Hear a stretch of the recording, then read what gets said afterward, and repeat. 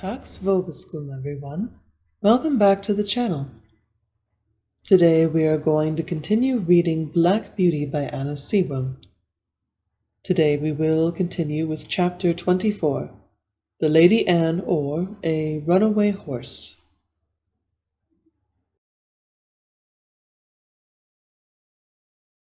Early in the spring, Lord Wellington and a part of his family went up to London, and took York with them.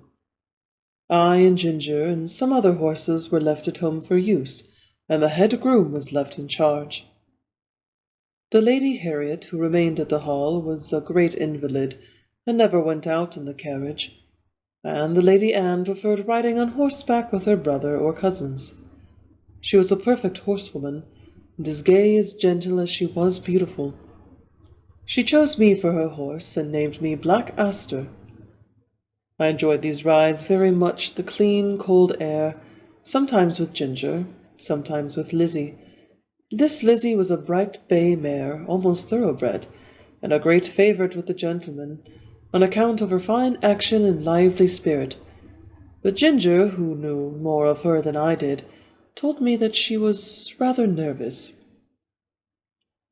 There was a gentleman of the name of Blantyre staying at the Hall. He always rode Lizzie, and praised her so much that one day Lady Anne ordered the side saddle to be put on her, and the other saddle on me. When we came to the door, the gentleman seemed very uneasy. "How is this?" he said. "Are you tired of your good Black Aster?" "Oh, no, not at all," she replied. "But I am amiable enough to let you ride him for once, and I will try your charming Lizzie. You must confess that in size and appearance she is far more like a lady's horse than my own favourite."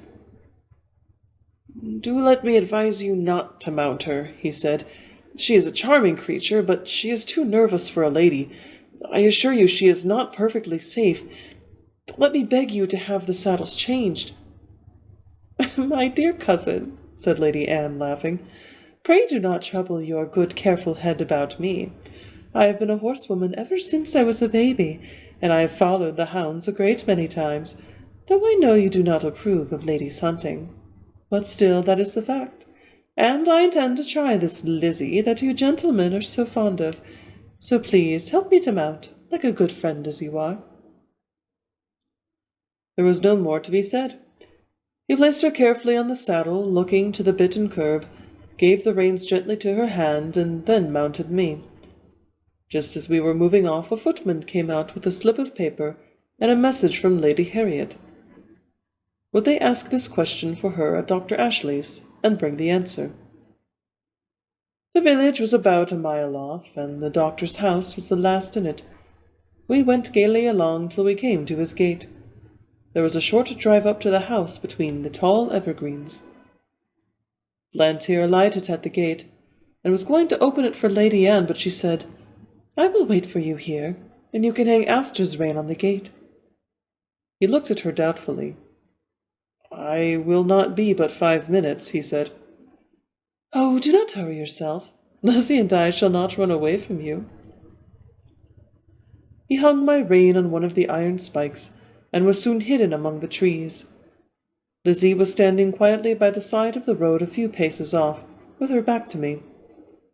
My young mistress was sitting easily with a loose rein, humming a little song. I listened to my rider's footsteps until they reached the house, and heard him knock at the door.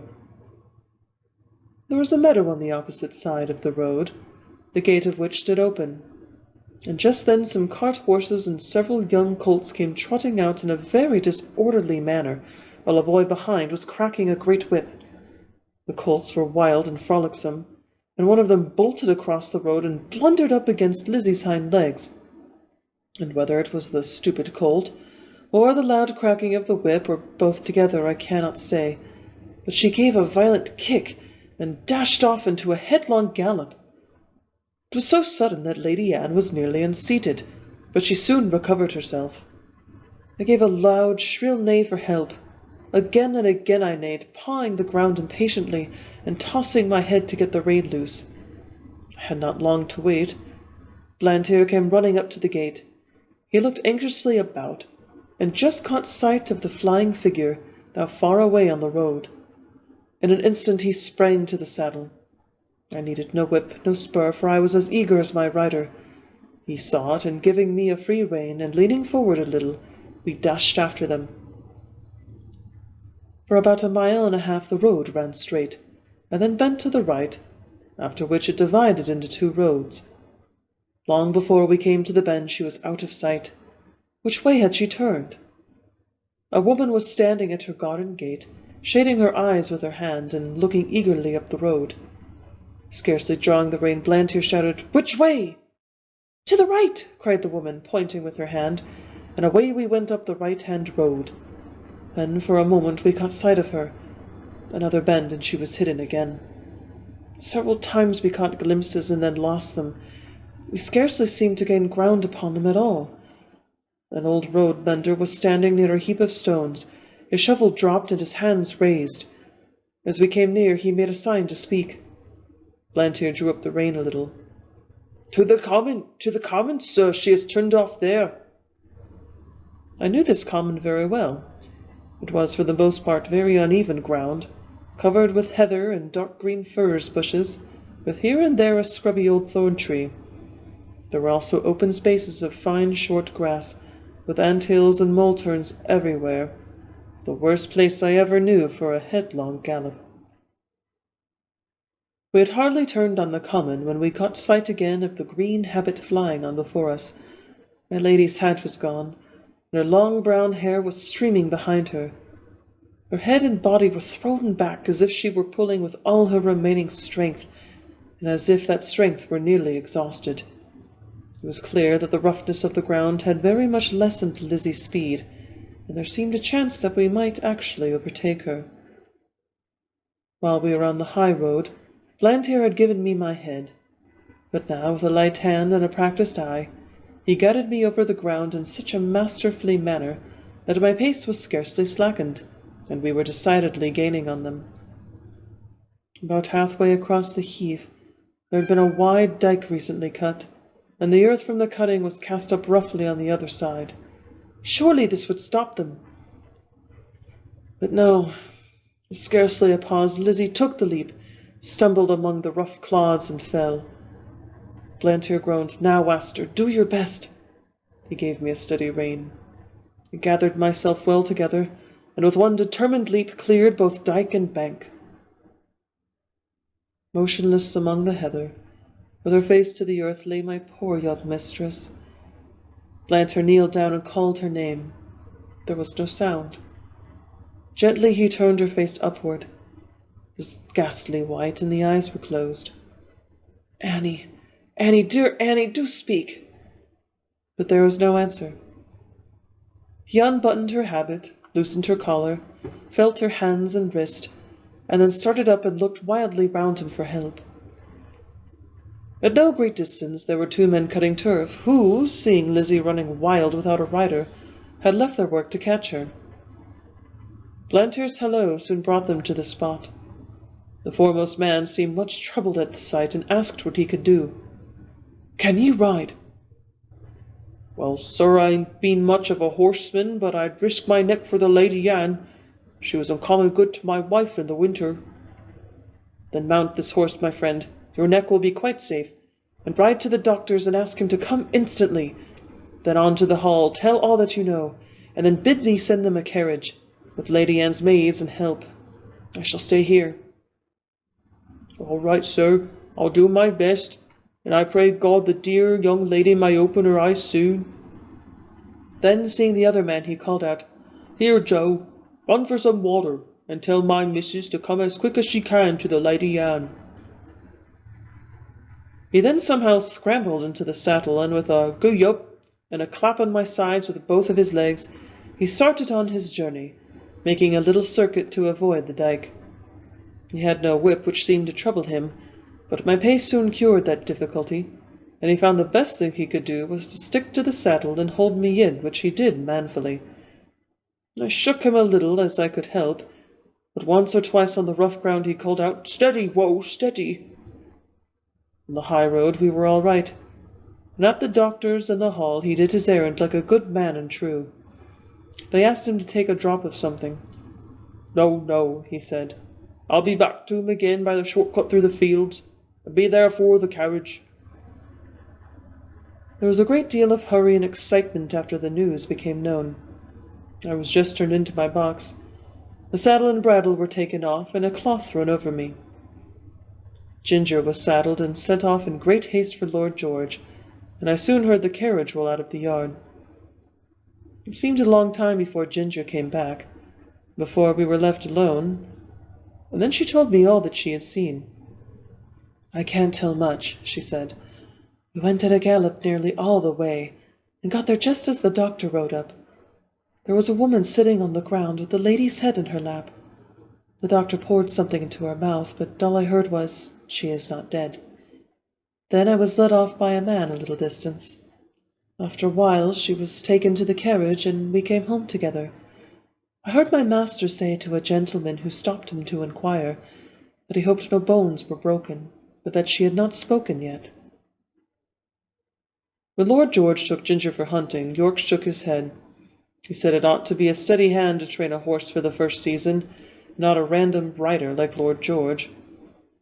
Ginger used to like it very much, but sometimes when she came back I could see that she had been very much strained, and now and then she gave a short cough. But she had too much spirit to complain, but I could not help but feeling anxious about her. 2 days after the accident, Blantyre paid me a visit. He patted me and praised me very much. He told Lord George that he was sure the horse knew of Annie's danger as well as he did. "I could not have held him in if I would," said he. "She ought never to ride any other horse." I found by their conversation that my young mistress was now out of danger, and would soon be able to ride again.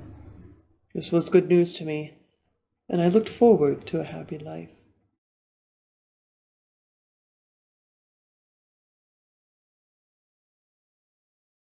Now I must say a little about Reuben Smith, who was left in charge of the stables when York went to London. No one more thoroughly understood his business than he did, and when he was all right there could be no more faithful or valuable man. He was gentle and very clever in his management of horses, and could doctor them almost as well as a farrier, for he had lived 2 years with a veterinary surgeon. He was a first-rate driver. He could take a four-in-hand or a tandem as easily as a pair. He was a handsome man, a good scholar, and had very pleasant manners. I believe everybody liked him. Certainly the horses did.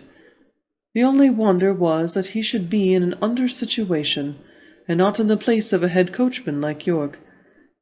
But he had one great fault, and that was the love of drink. He was not like some men, always at it. He used to keep steady for weeks or months together, and then he would break out and have a bout of it, as York called it, and be a disgrace to himself, a terror to his wife, and a nuisance to all that had to do with him. He was, however, so useful that 2 or 3 times York had hushed the matter up and kept it from the Earl's knowledge. But one night, when Reuben had to drive a party home from a ball, he was so drunk that he could not hold the reins, and a gentleman of the party had to mount the box and drive the ladies home. Of course, this could not be hidden, and Reuben was at once dismissed.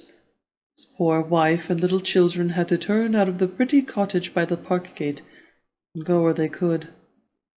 Old Max told me all of this, for it happened a good while ago. Shortly before Ginger and I came, Smith had been taken back in again. York had interceded for him with the Earl, who was very kind-hearted, and the man had promised faithfully that he would never taste another drop as long as he lived there. He had kept his promise so well that York thought he might be safely trusted to fill his place while he was away, and he was so clever and honest that no one seemed so well fitted for it. It was now early in April, and the family was expected home some time in May. The light brougham was to be fresh done up, and as Colonel Blantyre was obliged to return to his regiment, it was arranged that Smith should drive him to town in it and ride back. For this purpose he took the saddle with him, and I was chosen for the journey. At the station the colonel put some money into Smith's hand and bid him good-bye, saying, "Take care of your young mistress, Reuben. And don't let Black Aster be hacked about by any random young prig who wants to ride him. Keep him for the lady." We left the carriage at the maker's, and Smith rode me to the White Lion, and ordered the hostler to feed me well, and have him ready for him by 4 o'clock. A nail on one of my front shoes had started as I came along. The hostler did not notice it until just about 4 o'clock. Smith did not come into the yard till 5, and then he said he should not leave till 6, as he had met with some friends. The man then told him of the nail, and asked if he should have the shoe looked to. "No," said Smith, "that will be all right till we get home." He spoke in a very loud, offhand way, and I thought it very unlike him not to see about the shoe, as he was generally wonderfully particular about loose nails in our shoes. He did not come at 6, nor 7, nor 8. It was nearly 9 o'clock before he called for me, and then it was with a loud, rough voice. He seemed in a very bad temper, and abused the hostler, though I could tell not what for. The landlord stood at the door and said, "Have a care, Mr. Smith." But he answered angrily with an oath, and almost before he was out of town he began to gallop, frequently giving me a sharp cut with his whip, though I was going at full speed. The moon had not yet risen, and it was very dark. The roads were stony, having been recently mended. Going over them at this pace, my shoe became looser, and as we neared the turnpike it came clean off. If Smith had been in his right senses, he would have been sensible of something wrong in my pace, but he was too drunk to notice. Beyond the turnpike was a long piece of road, upon which fresh stones had just been laid.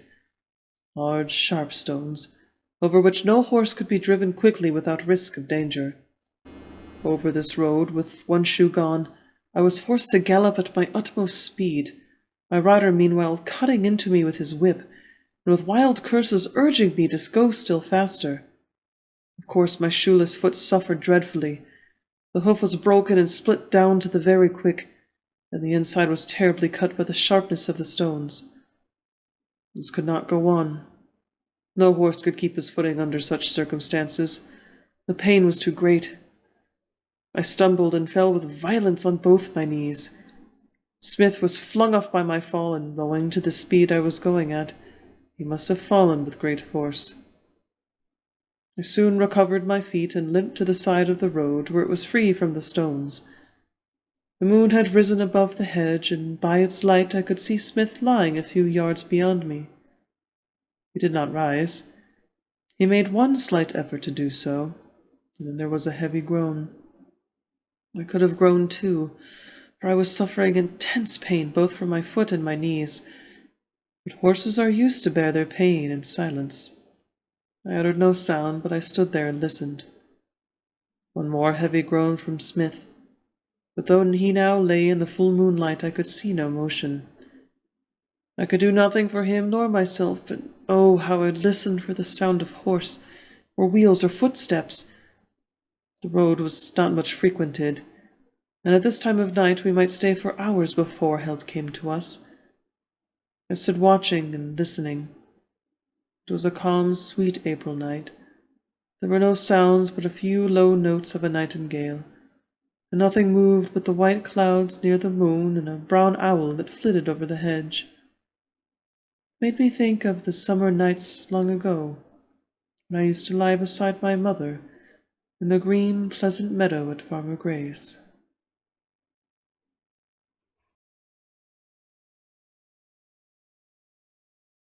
It must have been nearly midnight when I heard at a great distance the sound of a horse's feet. Sometimes the sound died away, then it grew clearer again and nearer. The road to Earlshall led through the woods that belonged to the Earl. The sound came in that direction, and I hoped it might be someone coming in search of us. As the sound came nearer and nearer, I was almost sure I could distinguish Ginger's step. A little nearer still, and I could tell she was in the dog-cart. I neighed loudly, and was overjoyed to hear an answering neigh from Ginger, men's voices. They came slowly over the stones, and stopped at the dark figure that lay upon the ground. One of the men jumped out and stooped down over it. "It is Reuben," he said. and he does not stir." The other man followed and bent over him. "He is dead," he said. "Feel how cold his hands are." They raised him up, but there was no life, and his hair was soaked with blood. They laid him down again and came and looked at me. They soon saw my cut knees. "Why, the horse has been down and thrown him. Who would have thought the black horse would have done that? Nobody thought he could fall. Reuben must have been lying there for hours. Odd, too, that the horse has not moved from the place." Robert then attempted to lead me forward. I made a step, but almost fell again. "Hello! He's bad in his foot as well as his knees. Look here! Oh, his hoof is cut all to pieces. He might well come down, poor fellow. I tell you what, Ned, I'm afraid it hasn't been all right with Reuben. Just think of his riding a horse over these stones without a shoe. Why, if he had been in his right senses, he would just as soon as tried to ride him over the moon. I'm afraid it has been that old thing over again. Poor Susan. She looked awfully pale when she came to my house to ask if he had not come home. She made believe she was not a bit anxious, and talked a lot of things that might have kept him. But for all that she begged me to go and meet him, but what must we do? There's the horse to get home as well as the body, and that will be no easy matter." Then followed a conversation between them, till it was agreed that Robert, as the groom, should lead me, and that Ned must take the body. It was a hard job to get it into the dog-cart, for there was no one to hold Ginger, but she knew as well as I did what was going on, and stood as still as a stone. I noticed that because, if she had a fault, it was that she was impatient in standing. Ned started off very slowly with his sad load, and Robert came and looked at my foot again. Then he took his handkerchief and bound it closely round, and so he led me home. I shall never forget that night walk. It was more than 3 miles. Robert led me very slowly, and I limped and hobbled on as well as I could with great pain. I am sure he was sorry for me, for he often patted and encouraged me, talking to me in a pleasant voice.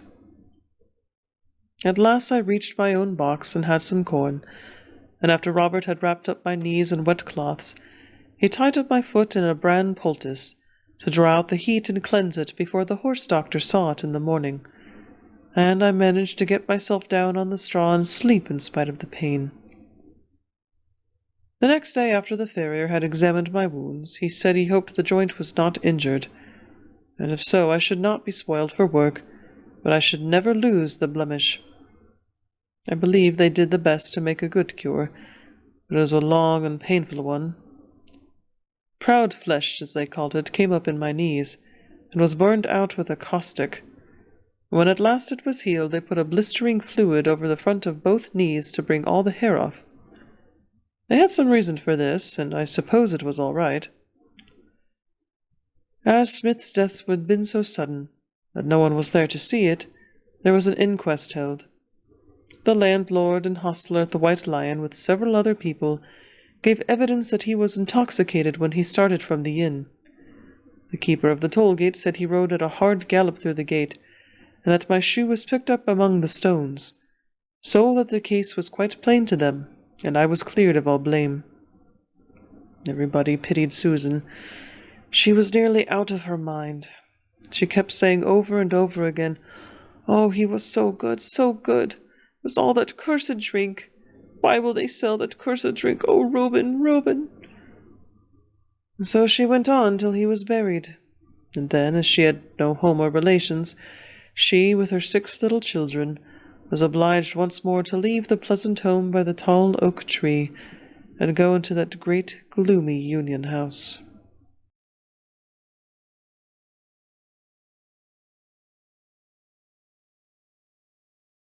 As soon as my knees were sufficiently healed, I was turned into a small meadow for a month or 2.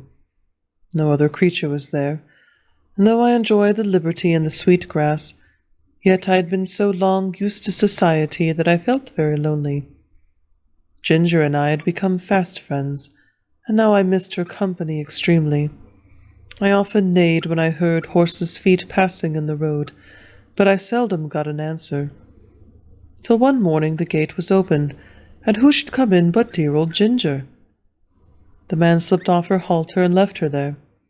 With a joyful whinny I trotted up to her. We were both glad to meet. But I soon found that it was not for our pleasure that she was brought to be with me. Her story would be too long to tell, but at the end of it was that she had been ruined by hard riding, and was now turned off to see what rest could do. Lord George was young and would take no warning. He was a hard rider, and would hunt whenever he got the chance, quite careless of his horse. Soon after I left the stable there was a steeplechase, and he was determined to ride. Though the groom told him she was a little strained and was not fit for the race, he did not believe it, and on the day of the race urged Ginger to keep up with the foremost riders. With her high spirit she strained to her utmost. She came in with the first 3 horses, but her wind was touched, besides which he was far too heavy for her, and her back was strained.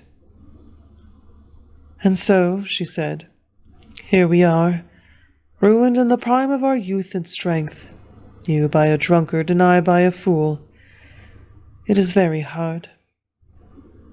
Both felt in ourselves that we were not what we had been. However, that did not spoil the pleasure we had in each other's company.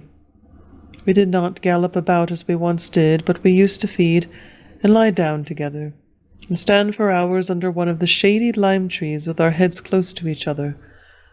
And so we passed our time till the family returned from town. One day we saw the Earl come into the meadow, and York was with him. Seeing who it was, we stood still under our lime tree, and let them come up to us. They examined us carefully. The Earl seemed much annoyed. "There is 300 pounds flung away for no earthly use," said he. "But what I care for most is that these horses of my old friend, who thought they would find a good home with me, are ruined. The mare shall have a 12-months' run, and we shall see what that will do for her. But the black one, he must be sold. It is a great pity, but I could not have knees like this in my stables." "No, my lord, of course not," said York.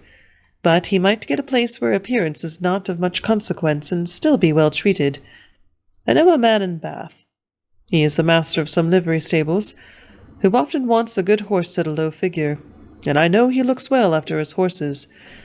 The inquest cleared the horse's character, and your lordship's recommendation nor mine would be sufficient warrant for him." "You'd better write to him, York. I should be more particular about the place than the money he would fetch." After this they left us. "They'll soon take you away," said Ginger, "and I shall lose the only friend I have, and most likely we shall never see each other again. Oh, 'tis a hard world."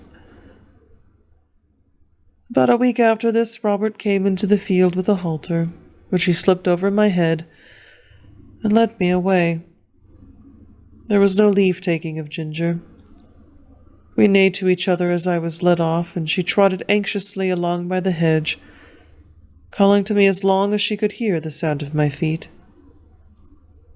Through the recommendation of York, I was brought by the master of the livery stables.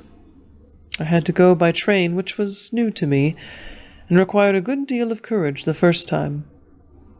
But as I found the puffing, rushing, whistling, and more than all, the trembling of the horse box in which I stood did me no real harm, I soon took it quietly. When I reached the end of my journey, I found myself in a tolerably comfortable stable and well attended to. These stables were not so airy and pleasant as those I had been used to.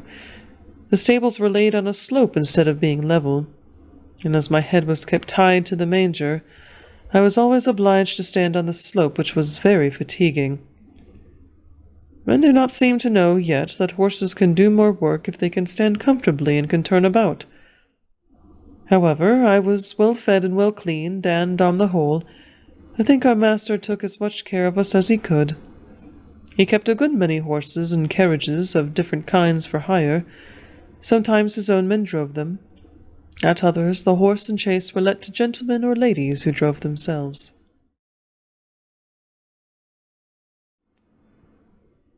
And so concludes our reading of another section of Black Beauty by Anna Sewell.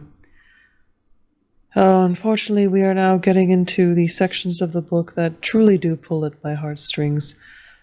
I feel so bad for Black Beauty and Ginger, and I think this book highlights just how destructive we can be if we do not take a moment to exercise empathy or understanding towards not just other people, but animals as well.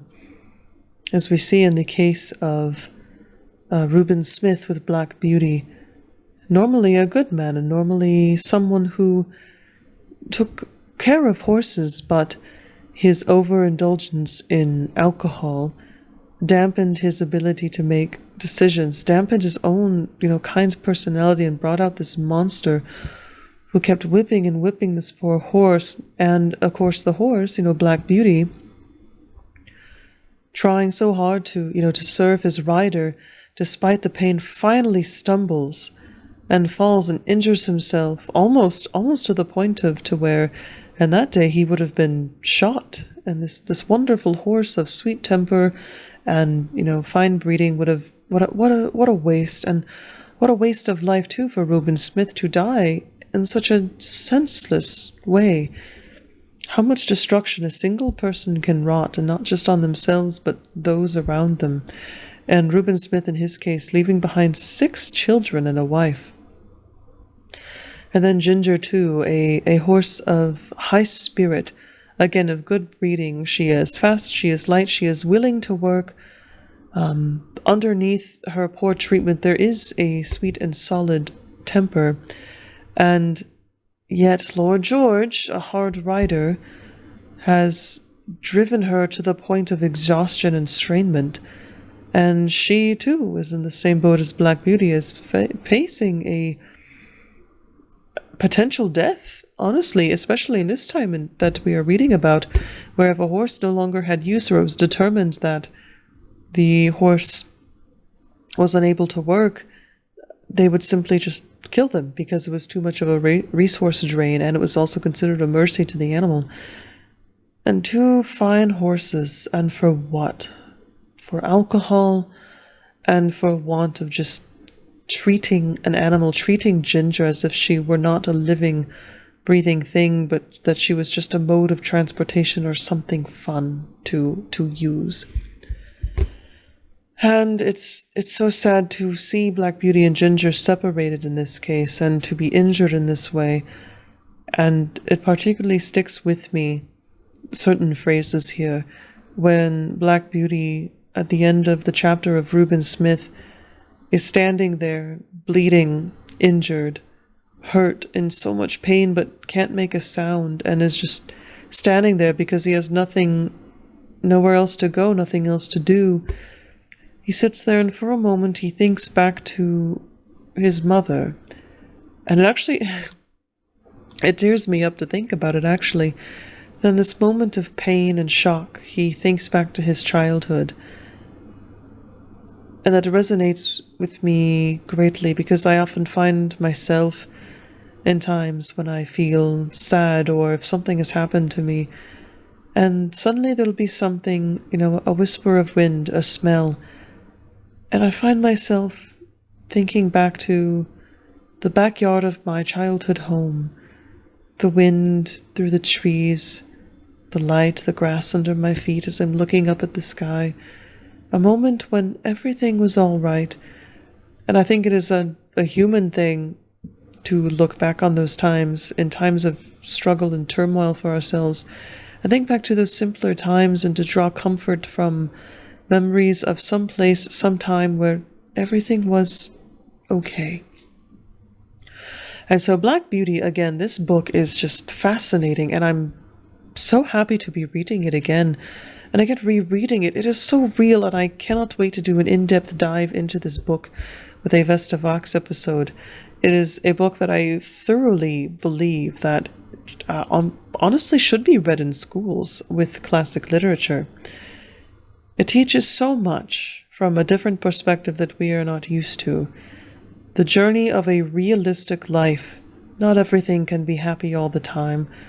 Sometimes it can be horribly painful, physically painful in the case of Black Beauty, emotionally painful in watching everything going on around you, heart-rendingly painful to be attached to someone, a dear friend, someone you've gone through trials with before and suddenly removed from each other.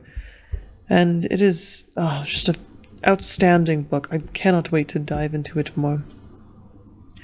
But with that being said, technology has been determined to not work with me, and I am fully convinced at this point that I have an anti-technology aura. I tried once again to upload an episode of my Dear Esther playthrough, and for some reason this time, as I went all the way through, once I started playing the audio back, there was this strange whine permeating the entire thing to the point that no matter what I did, I tried to work my magic with noise cancellation, recording studio, so forth, I could not remove it. It was very annoying, and I did not think that you would want to listen to that, so I'm going to have to go back and record again. So that video will be uploaded at some point. I am determined, however, because I did enjoy Dear Esther, I am very much determined to finish the playthrough and to upload it, so I would look out for that video at some point. I don't know when at this point, but hopefully I can get it to work. And with that being said, I hope you all have a wonderful week, and I look forward to seeing you in the next video and continuing our journey with Black Beauty. Goodbye.